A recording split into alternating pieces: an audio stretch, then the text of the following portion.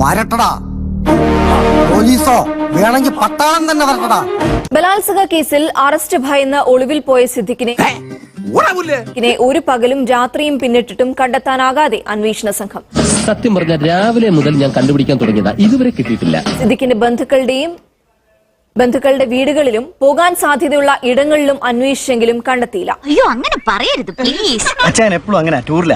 ഇപ്പൊ രാവിലെ നമ്മൾ കണ്ടിട്ട് ഒരു 3 മണിക്കൂർ കഴിഞ്ഞ് വിളിച്ചു ചോദിച്ചാൽ പറയും ജപ്പാനിലാണ്. സിദ്ദിഖ് കീഴടങ്ങുമെന്ന അഭ്യൂഹവും വെറുതെയായി. ഇങ്ങനെ നാറിയ കളി കളിക്കാൻ സുപ്രീം കോടതിയെ സമീപിക്കും വരെ സിദ്ദിഖ് ഒളിവിൽ കഴിയുമെന്നാണ് പോലീസിന്റെ വിലയിരുത്തൽ. ഇനി ഒരു തിരിച്ചുവരവുണ്ടാവില്ല ശശി. സംസ്ഥാനത്തിന് പുറത്തേക്ക് പോയതായും സൂചനയുണ്ട്. കാര്യങ്ങളൊക്കെ കൈവിട്ട് പോയല്ലോ തിരുവട്ടമാ. ഞാൻ തിരുവനന്തപുരത്തേക്കൊന്ന് വിളിച്ചാലോ?